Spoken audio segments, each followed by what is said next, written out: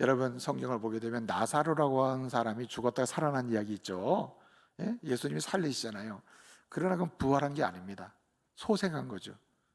부활의 역사가 이렇게 일어날 것이다 하는 것을 예표적으로 보여주는 사건이, 그게 부활은 아닙니다. 왜냐? 그는 또 죽었습니다. 나사로는 다시 살아났다가 살다가 죽어서 지금 천국 갔거든요. 그러니까 죽었지만 다시 살아난 것이 부활이 아니에요. 소생이에요. 또 죽잖아요. 죽어서 천국 갔잖아요. 그렇기 때문에 그 부활을 예표적으로 설명해 줄 뿐이란 말이에요. 그런데 저와 여러분처럼 이렇게 예수님이 구원받은 사람에게는 성령을 선물로 주시고 뭘 선물로 줘요? 영생, 영원한 생명을 선물로 주십니다. 그렇기 때문에 이 영원한 생명은 죽음을 넘어가게 만들어요. 우리가 죽을지라도 다시 살게 합니다. 그래서 여러분, 믿는 자의 죽음은 굉장히 위대합니다. 그렇다고 또 일찍 죽을 필요는 없어요. 막 죽으려고 막 그럴 필요도 없어요.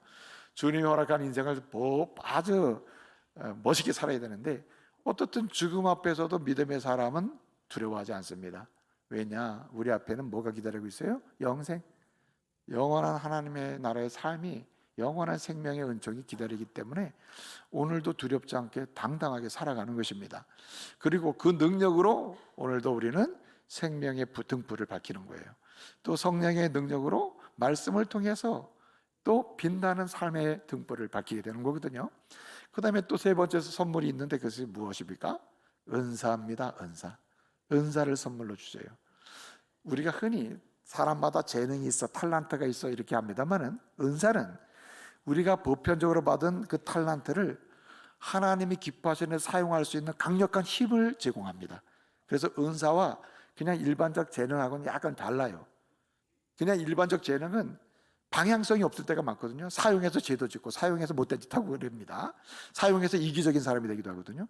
그런데 은사는 이 모든 재능을 새롭게 만들어요. 그래서 은사 주십니다. 하나님이 기뻐하시는 대로 사용해서 나도 살고 너도 살고 나도 행복하고 다른 사람도 행복하게 만들고 등불을 켜게 만든다는 거죠. 그래서 하나님은 믿는 자에게 세 가지 강력한 근원적인 선물을 차별 없이 주십니다. 성령을 주시고, 그 다음에 영생을 주시고, 그 다음에 은사를 주셔서 이것을 사용해서 여러분, 각자에게 하나님이 주신 등불을 켜게 하십니다. 가정에서 켜야 될 등불, 직장에서 켜야 될 등불, 믿음의 여정에서 켜야 될 등불을 켜게 하시는 거예요. 그래서 하나님은 마치 성령을 주실 때 성령의 충만한 역사, 성령의 역사하시는 이것을 기름 부은다고 표현을 합니다. 기름 부어 주신다. 하나님이 우리의 마음에 기름을 부어 주신다. 이 말은 성령의 강력한 역사가 나타난다는 뜻을 의미해요. 주님의 기름 부으심은 생명의 역사가 나타나거든요. 주님의 기름 부으심은 은사의 바른 사용과 강력한 열매를 맺게 하는 힘이 되는 거예요. 그래서 주님은 우리에게 믿고 초림하신, 성탄하신 주님으로 인해서 구원받고 자녀가 되고 사명받아 일꾼이 되잖아요. 주님 재림하시는 그날까지 이 주신 모든 것을 가지고 어떻게 하느냐, 반드시 하나님이 밝히라고 하고 켜라고 하고 밝게 하라고 하시는 등불을 켜서 나도 살고 너도 살고 모두가 행복하게 하고 하나님의 은혜를 누리도록 하게 하셨다는 거예요. 그렇기 때문에 우리는 주님이 주신 것을 가지고 어떻게 살아야 되느냐, 헌신하며 살아야 되는 겁니다. 주님이 주신 것을 가지고 나름의 변명과 합리적인 이유를 답니다. 마치 등대지기가 아이고 날 찾아온 사람이 가난해가지고 난방 기름을 줬습니다, 뭐 등산불 기름을 줬습니다, 아이 그 사람이 뭐 자동차 탄다는데 기름이 떨어져서 잠깐 줬습니다, 이런 합리적인 이유를 대서 하지만 본질은 그런 데 써서는 안 되는 거죠. 어떻게 써야 됩니까? 본질은 하나님이 반드시 밝히라고 하는 등불을 밝히는 데 써야 된다는 거예요. 그래서 여러분 마태복음 5장 14절부터 16절 보게 되면은 너희는 세상의 소금이다, 너희는 세상의 빛이라고 하신 거예요. 하나님이 우리를 구원하시고 자녀되게 하시고 사명 주시고 사명자 되게 하신 다음에 주님이 주신 것을 가지고 등불을 켜고 빛을 밝히고 맛을 내면서 살아야 되는 것이죠. 그래서 주님은 이 말을 뭐라고 표현하냐면 헌신이라고 했습니다. 이 헌신도 무슨 헌신? 즐거운 헌신이라고 했어요. 오늘 본문 3절 말씀을 우리가 읽었습니다. 한 절 딱 읽었는데 제가 시편 말씀을 지금 7번째 지금 보고 있거든요. 시편이 몇 편으로 되어 있습니까? 150개의 시로 되어 있단 말이에요. 그 150개의 시편 중에 그 중에 7개가 직접적으로 이 땅에 오실 예수님을 예언한 시입니다. 아기 예수님으로 오실 겁니다. 그분은 고난을 당할 겁니다. 십자가에 죽을 겁니다. 부활할 겁니다. 그분을 믿는 자는 제사 받습니다. 의인이 됩니다. 그분 때문에 죄인이 의인이 돼서 행복하게 될 것입니다. 그런저런 예수님이 하실 일을, 오셔서 오실 것, 오셔서 하실 일을 예언하신 말씀이, 직접적으로 하신 말씀이 7개가 있거든요. 7개. 여러분, 언젠가 제가 이런 말씀 드렸어요. 여러분, 우리 예수님이 십자가에 죽으시고 부활하심으로 믿는 자마다 구원 얻게 하셨거든요. 그 십자가에 죽으시고 부활하신 그 이야기를 통해서, 그 복음을 통해서 주신 은혜가 무엇입니까? 뭘로 설명한다 그랬어요? 십자가에서 하신 7가지 말씀을 통해서 설명한다 그랬잖아요. 7이라는 숫자는 성경에서 완전수입니다. 복음을 완벽하게 설명하는 주님의 말씀은 십자가상에서 하신 7개의 말씀이거든요. 7개의 말씀인데, 마찬가지로 동일한 형태로서 시편에서, 그때는 아직 예수님이 안 오셨단 말이에요. 이 땅에 오실 예수님을 예언해주는, 예수님을 예언한 메시아 예언시라고 했는데, 예언시가 몇 개? 7개가 있는 거예요. 그 7개를 통해서 예수님은 아기 예수님으로 탄생하십니다. 이 땅에서 오셔서 고난당하십니다. 우리를 위하여 이 땅에 친히 오셨습니다. 그리고 십자가에 죽으셨습니다. 고난을 당하셨습니다. 죽으시고 부활하셨습니다. 부활하시고 승천하셨습니다. 그리고 그분은 다시 오실 것입니다. 재림하실 것입니다. 그리고 우리에게 은혜를 완전하게 주실 것입니다. 이런 예언을 하신 말씀이 7개란 말이에요. 그런데 그 마지막 7번째가 뭡니까? 시편 110편이에요. 제가 지금 7번째 하는 마지막이거든요. 그래서 예수님을 직접적으로 예언한 7가지 시는, 시편은 2편, 16편, 22편, 24편, 45편, 지난주에 72편 했고요. 이번 주에 110편입니다. 110편. 근데 110편은 다른 시편과는 다르게 아예 직접적으로 예수님은 이런 일을 하신다라고 예언을 하시는 거예요. 그 예언의 마지막은 재림이거든요. 재림. 예수님은 재림하셔서 다시 완전한 은혜를 주실 것이라고 하는 예언을 하시는데, 오늘 3절 말씀 읽었거든요. 3절 한 절을 읽었는데 이렇게 말씀하고 있습니다. 주의 권능의 날에 주의 백성이 거룩한 옷을 입고 뭐예요? 줄거이 헌신하니. 그 다음에 이런 말씀이 나옵니다. 새벽 이슬 같은 주의 청년이 주께 나아오는도다. 이렇게 말씀하고 있습니다. 여기 주의 권능의 날이라고 했습니다. 권능의 날. 이 권능의 날이라는 말이, 권능이라는 말 자체가 말이에요, 네다부터라고 하는 말인데, 이게 말하자면은 헬레카라고 하는 말인데, 이 헬레카라고 하는 말 자체가 이 2가지 이중적 의미가 있거든요. 능력이라는 뜻이 있고요, 능력이 행사하는 현장을 가리키기도 합니다. 능력을 설명하는 말이고, 주의 권능했듯이, 그 다음에 둘째, 능력이 사용되는 현장이야. 그러니까 뭡니까? 능력이, 고대 사회에서 가장 능력이 필요한 데가 어디입니까? 전쟁터 아닙니까? 전쟁터. 그래서 주의 권능의 날, 주의 능력이 나타나는 날, 주의 전쟁의 날에, 이런 뜻입니다. 그래서 주의 능력이 나타나는 날, 가장 가까운 첫 번째는 뭐냐면 초림하신 날이고, 주의 능력으로 초림하시거든요. 초림하셔서 어떻게 합니까? 이 땅에 평강이 임하게 하죠. 그죠? 그 다음에 주의 전쟁하는 날, 주의 전쟁의 날, 이 말은 뭐냐면 심판한다는 뜻이거든요. 대적을 죽이고 죄인을 심판한다는 말이거든요. 이 말은 재림의 날을 가리키는 거예요. 그래서 주의 권능의 날, 이 말 자체가 주님이 성탄하신 날, 초림하신 날, 이 말이고, 동시에 주님이 다시 재림하신 날. 그래서 1절을 보게 되면 주님이 지금 어디 있다고 하셨습니까?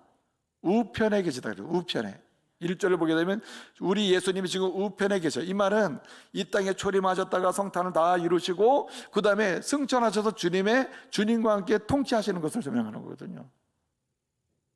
그래서 오늘 3절의 주의 권능의 날, 이 말은 초림과 동시에 재림을 강조하는 거예요. 재림을. 그래서 초림과 재림 사이에 곧 주님이 성탄하신 주님 때문에 우리가 예수를 믿고 구원받아서 하나님의 자녀가 되고 사명받아서 일꾼이 됐단 말이에요. 이렇게 살아가도록 주신 선물이 성령을 주시고 영생을 영원한 생명을 주시고 은사를 주셨다는 거예요.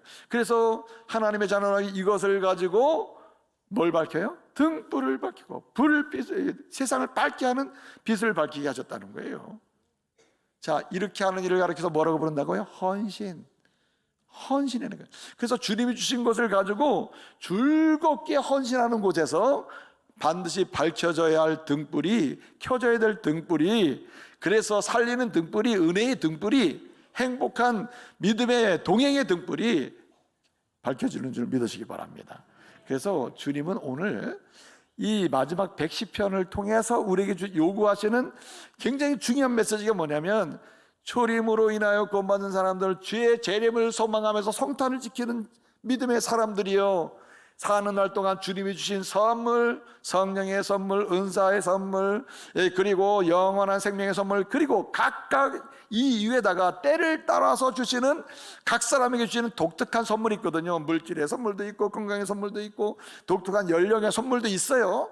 각각 독특한 선물이 있는데 이것을 사용해서 모험에 살도록 즐겁게 헌신함으로 밝은 등불을, 반드시 켜야 될 등불을 밝혀서 나도 행복하고 모두가 행복하고 하나님께 영광을 누리고 우리는 평화를 누리는 이런 은혜를 누리게 하신 줄 믿으시기 바랍니다.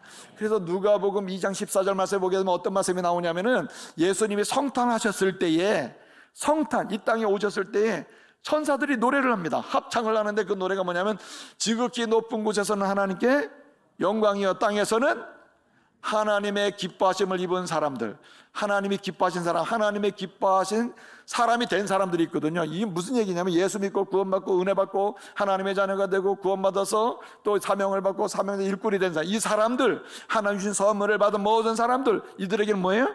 평화로다 이거예요. 그래서 즐겁게 헌신하는 동안에 평강의 복을 누리고, 그리고 또 이것을 주신 선물을 가지고 사용해서 즐겁게 헌신함으로 다른 모든 사람은 알지 못하는, 예수를 몰라서 평화를 못 누리는 사람들, 이들도 평화를 누리게 하고, 하나님이 켜야 될 등불을 이렇게 켜게 만들어 세상을 축복해 하셨다는 거예요. 그래서 여러분, 성탄절을 통해서 마지막 성탄 주간의 마지막 지점에는요, 우리에게 딱 주어지고 세워져야 될 것이 뭐냐면, 즐겁게 뭐하라? 헌신하는 것입니다. 사실 즐겁게 헌신하는 한 사람만 있으면요, 가정이 바뀌어요. 즐겁게 헌신하는 사람 한 사람만 있으면 그 공동체는 밝아질 수밖에 없고 하나님이 말씀하시는 등불이 켜질 수밖에 없어요. 그래서요, 우리는 마지막 남은 한 사람의, 여러분, 수많은 바다의 배들이 밤중에 뭘 보고 움직입니까? 등대를 보고 움직이는 거 아니에요. 그 등대의 불빛을 밝히는 한 사람이거든요. 등대지기 한 사람이 중요했다는 거죠. 여러분, 가정에도 마치 은혜의 등대지기가 필요하다는 거예요. 뭐 하는 사람?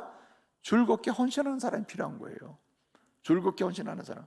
여러분, 원주가 말이에요, 36만 원주가 행복해지려면 최소한 누가부터 즐겁게 헌신해야 돼요? 시장부터 해야 돼요.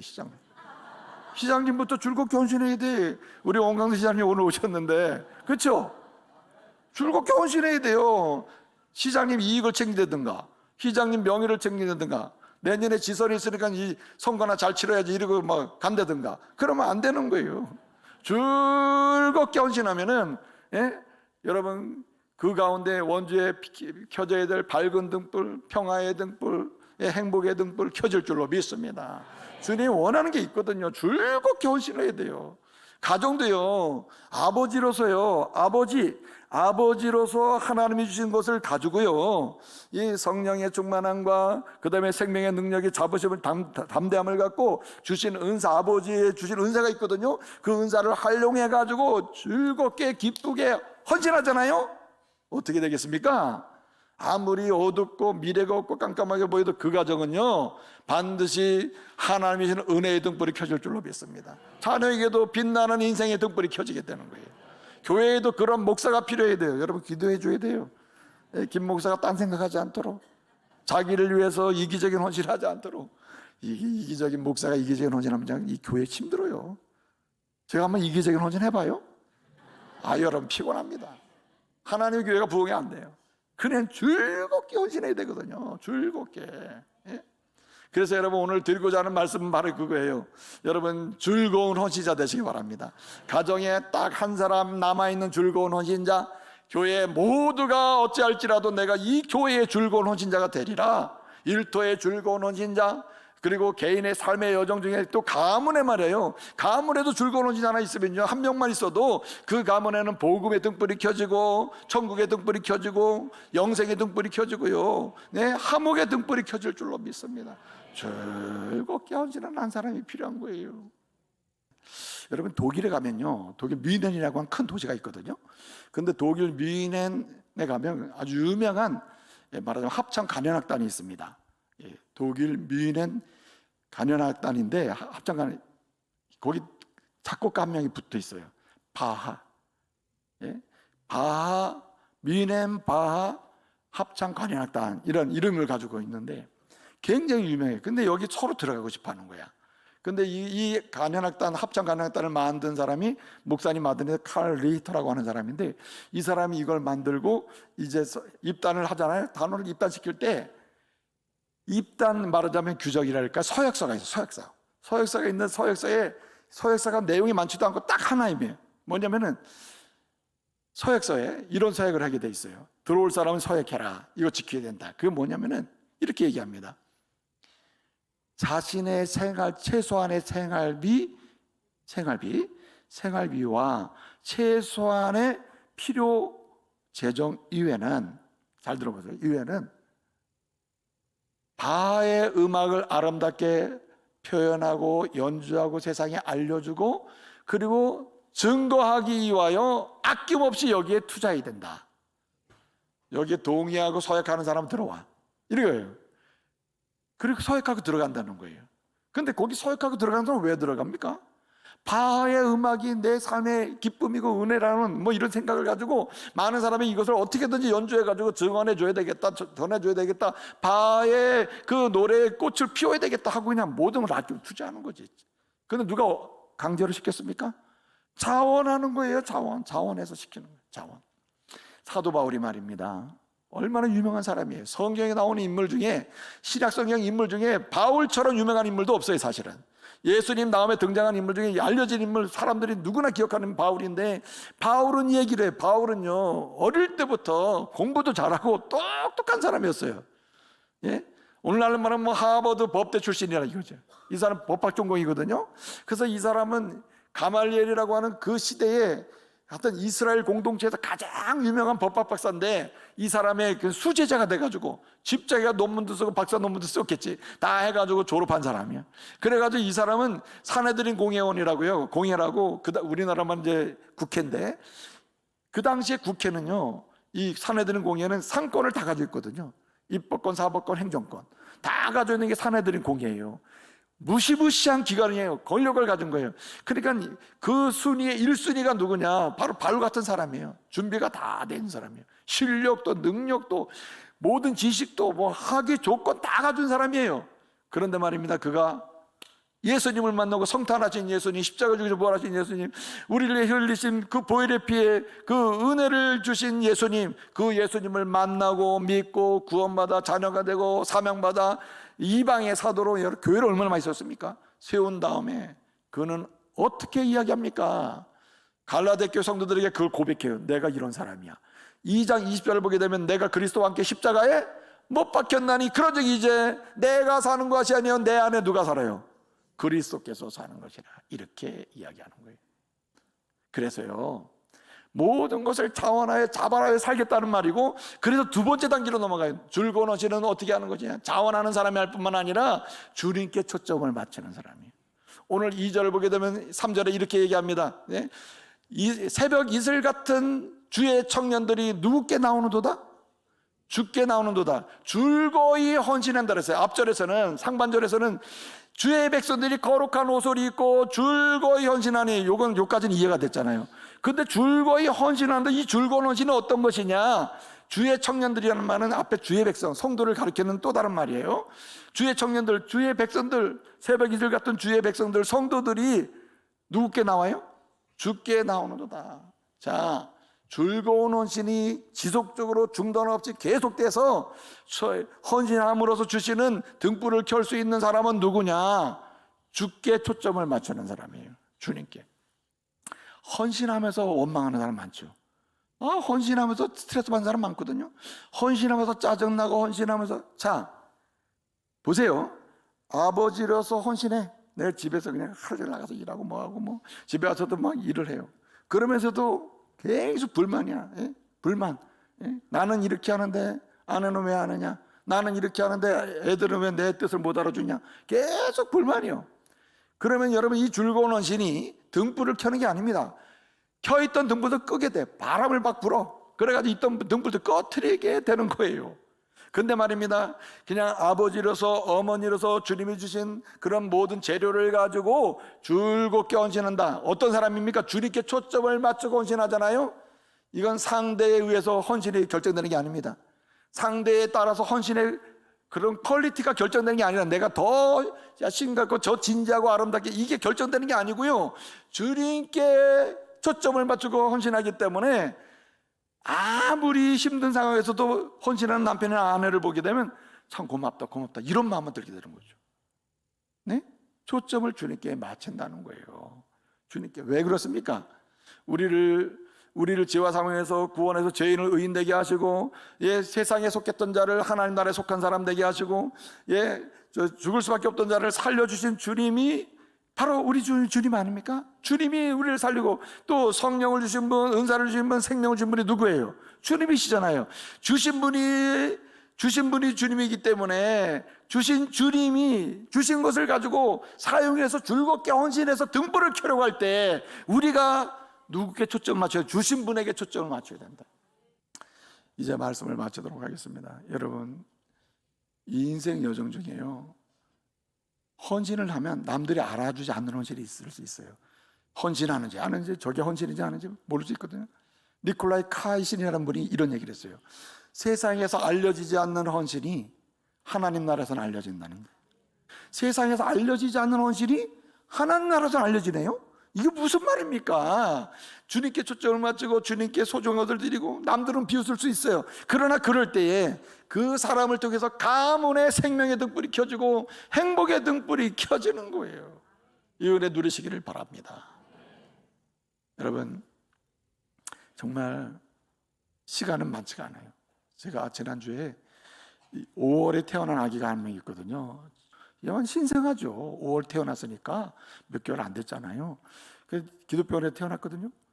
태어나자마자 중환자실에 들어갔습니다. 얘기 이렇게 됐어요. 오늘 밤을 넘기 어렵다. 그때 간증한적 한번 드렸어요. 그런데 이 아이가, 우리 기도했어요. 하나님께서 주신 생명인데 하나님께서 기쁨을 주시고 이 아이를 향한 하나님의 계획을 이루어 주십시오. 그 아이가 살아났습니다. 오늘 밤 못 넘긴다. 이 아이가 지금 살아서 지금도 잘 자라고 있거든요. 근데 제가 이제 드리려고 하는 얘기가 이 얘기예요.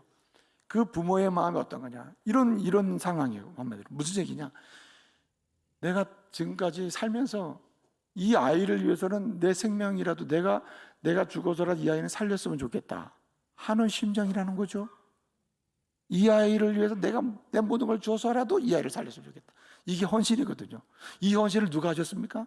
그리스도께 성탄하신 주님이 하신 헌신이, 즐거운 헌신, 완벽한 즐거운 헌신이 주님이십니다. 그렇기 때문에 그 헌신으로 내가 자녀가 되고 구원받고 일꾼이 되고 사명자가 됐으니, 그 이름으로, 성탄하신 주님의 이름으로 주님 재림하시는 그날까지 주님이 내게 주신 모든 걸 총동원해 사용해가지고 여러분, 우리도 즐겁게 헌신해야 하지 않겠습니까?